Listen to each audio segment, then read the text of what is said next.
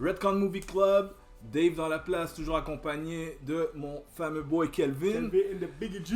On va faire quelque chose de spécial parce qu'il y a beaucoup de gens qui m'ont demandé sur les réseaux sociaux, Facebook, Instagram entre autres. Allez nous follow, Redcon Movie Club. Yes. Et récemment, je suis allé avec ma petite famille, mes enfants, on est allé à Disney World. Yo, man. Puis j'avais déjà été dans le temps où j'avais juste un petit garçon, là j'en ai deux. On allait à Disney World, puis en tant que fan, moi tu sais, il fallait que j'aille dans les mondes qui sont plus comme des films, tout ça. Ben oui, en plus que t'as des enfants maintenant, ça, You know. c'est une parfaite occasion pour les faire introduire à Star Wars et tout. C'est ça. Fait que là, tu sais, j'étais allé dans ce qu'on appelle Galaxy's Edge, qui est la place de Star Wars. C'est vraiment un monde de Star Wars, c'est super immersif. Puis il y a des gens qui m'ont demandé comme de faire un petit review, qu'est-ce que j'en pense et tout. Mm-hmm. Puis j'aurais pu faire un review la première fois que j'ai été, mais je m'y connaissais pas assez. Puis entre temps, j'ai appris beaucoup de choses où c'est comme I wish I knew, genre. Ouais. Tu sais, il y a des vidéos sur YouTube pour t'aider, tu sais, à savoir à ne quoi pas manquer et tout. Mm-hmm. Fait que je vais faire un petit review de qu'est-ce que je pense de Galaxy's Edge, que si je pense que c'est quelque chose qui peut être fait, c'est pour quel genre de personne et tout. Fait que c'est pas mal ça.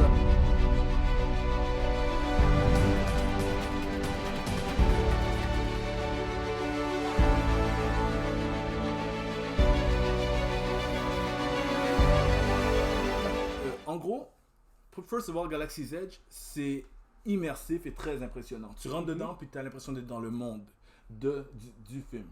Et ça, t'as pas besoin d'être un fan pour apprécier ça. Parce qu'il y a des acteurs sur place qui jouent les rôles. Les gens sont dans leur élément. C'est vraiment cool si tu veux être immersé là-dedans. T'sais. Ouais, c'est comme j'ai vu, il y a beaucoup de trucs dans les réseaux sociaux que tu vois plein de... Comme genre, tu vois, Darth Vader, puis il y avait des Stormtroopers beside him. Puis il y a beaucoup de...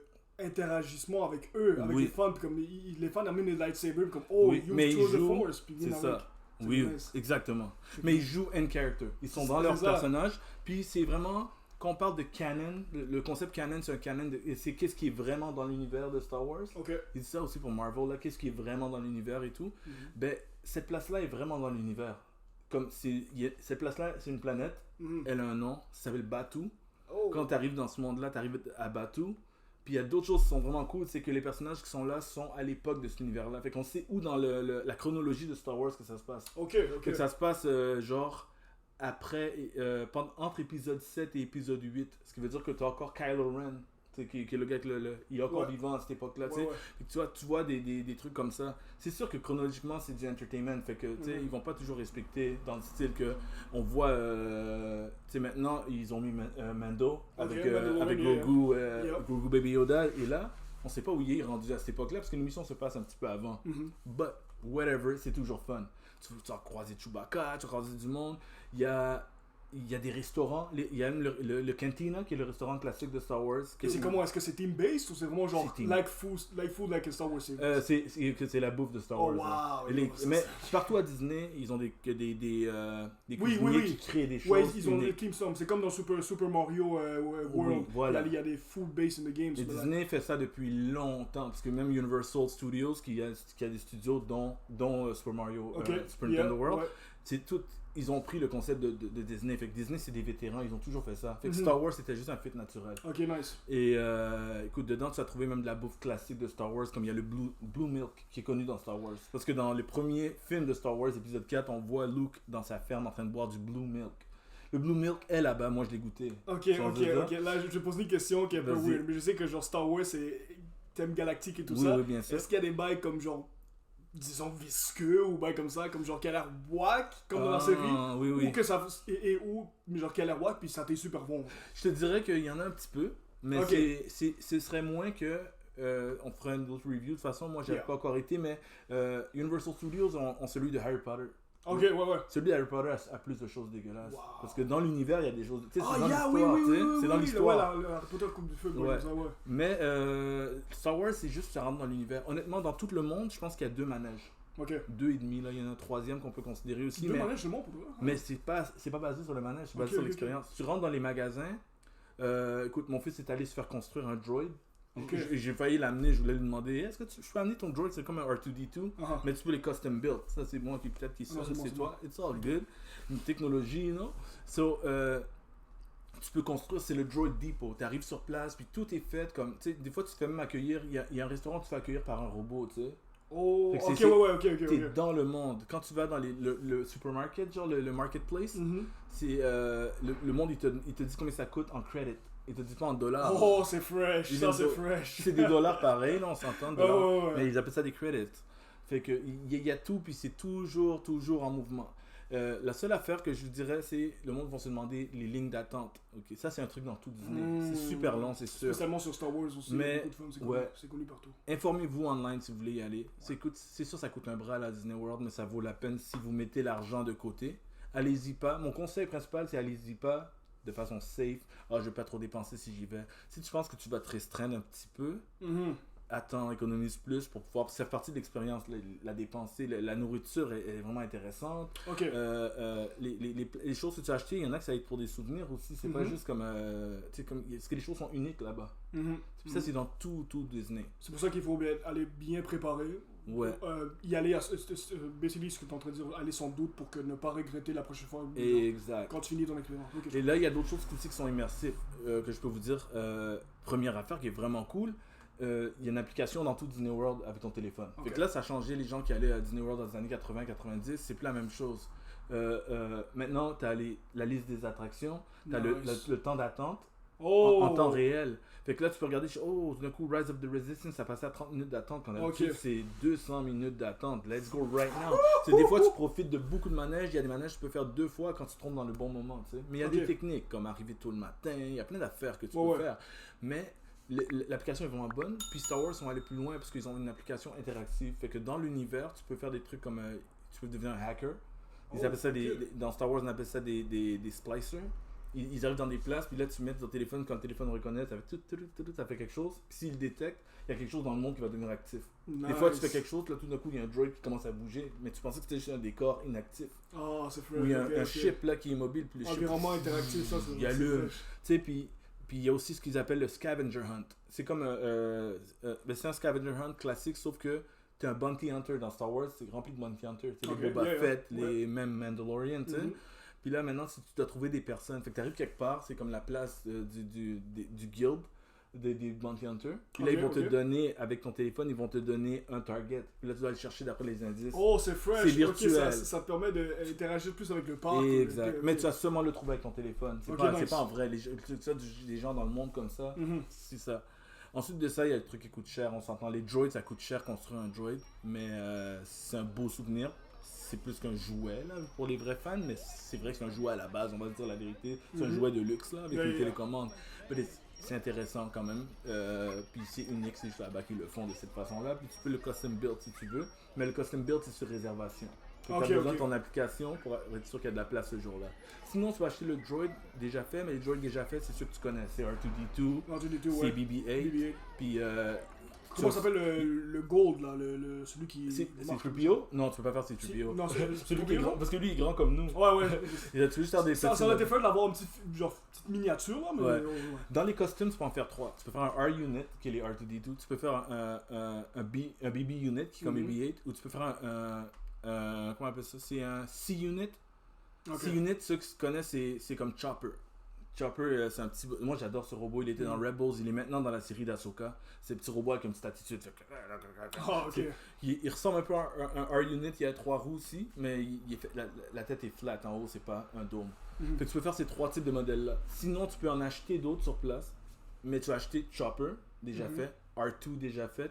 BB-8, déjà fait. Tu pourras pas les modifier. Ok.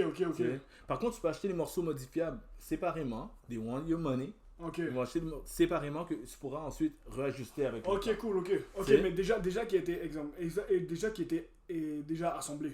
Il est déjà assemblé. Mais tu peux pas le désassembler par toi-même ou c'est vraiment genre des pièces uniques genre. Tu pourrais le désassembler, mais il faudrait que tu saches comment faire. Parce que quand tu le custom build, il te montre comment le faire. Fait que là, sinon, faut que tu ailles sur YouTube. Sinon, dans ceux déjà faits, tu as aussi maintenant BD-1, qui est le robot de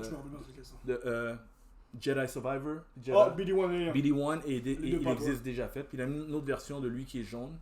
Fait que BD-1 existe aussi. Sinon, après ça, dans Star Wars, là-bas, il y a juste plein d'affaires. Comme tu peux avoir Babu Freak, qui est un petit bonhomme vraiment cute que les gens aiment bien.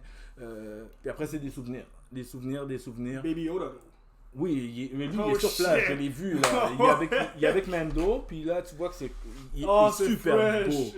Il est comme une... I see you admire the Jedi. Good. Sinon, après ça, t'as des places comme où tu peux custom build ton lightsaber. C'est comme avec les droïdes, mais tu custom build. Ok, fait qu'il te donne le lightsaber dans le parc. Oui, mais l'affaire c'est que tu arrives là-bas, tu dois payer encore, bien sûr. Okay. Puis là, ils font toute l'affaire. Tu dois choisir ton Kyber Crystal, c'est la couleur. Après, tu choisis le modèle, le handle, Puis après, quand il est prêt, tu l'as créé comme un Jedi le fait. Tu as payé le prix pour aussi. Puis là, tu retournes à la maison avec. Puis c'est un official. Ça veut dire que c'est vraiment... quand on dit un réplica de l'original, c'est un réplica de l'original. Il y a les Legacy lightsaber qu'ils appellent. Les Legacy, c'est ceux que tu connais des films, comme c'est celui de Mace Windu, c'est celui de Luke, identique. Lui, tu viens, encore une fois, tu l'achètes seulement. Ok, nice. Puis tu peux acheter le hilt tout seul ou tu peux acheter avec le saber, vraiment. Qu'est-ce qui te coûterait moins cher? Acheter le build déjà preset ou vraiment genre le... Ça coûte moins cher d'acheter le hilt séparément, mais pour de vrai, c'est ça qui est la partie la plus dispendieuse. Je pense que le sabre lui-même, là, l'extension, c'est comme 10-15$ de plus. Ok. Ça, c'est pourquoi tu l'achèterais pas, à ce niveau-là. Là-bas, c'est plus... Tu sais, online, c'est plus cher. L'acheter séparément, mais là-bas, ça vaut la peine de le prendre ensemble. Fait que tu peux acheter les Legacy, les personnages que tu connais. Tu sais, Ahsoka, maintenant, ils ont sorti le sien. Puis, avec le temps, ceux-là prennent la valeur. Les populaires ont des lightsabers qui coûtent plus cher que ceux qui sont moins populaires. Mais c'est vraiment ça. Puis, sinon, tu peux custom build le tien. Et ça, c'est une autre expérience où tu le fais vraiment comme vibe Jedi. Les gens sont là, tu es dans une place. Puis, sinon... T'as des magasins, il y a un magasin où je pense que c'est Doc Hondor. C'est un personnage, puis le personnage est là, tu le vois en arrière, c'est une créature. Puis c'est un magasin où il vend des lightsabers, mais il vend plein d'artefacts de Legend, de Star Wars. Comme moi, j'ai pas eu le choix, les fans, de vrais fans de Star Wars vont savoir, j'ai acheté un Holocron, ici présent. Ça, c'est un Holocron.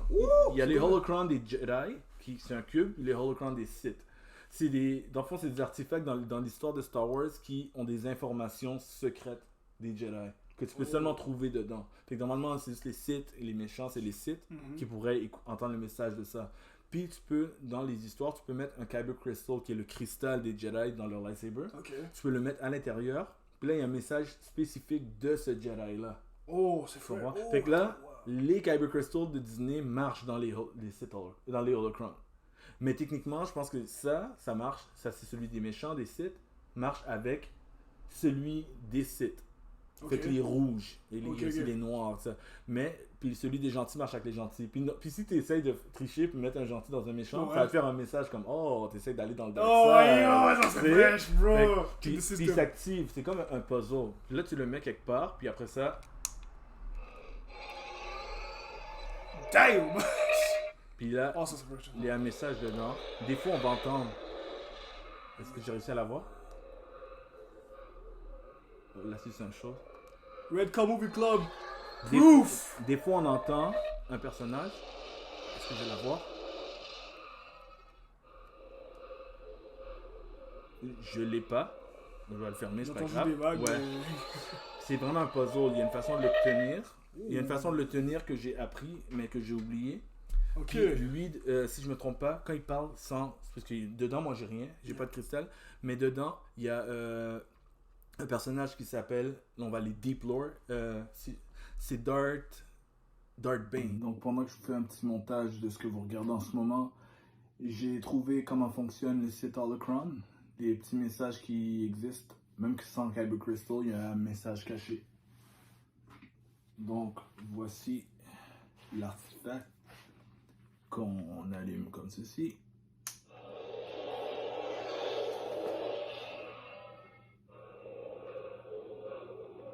Et voilà, on écoute.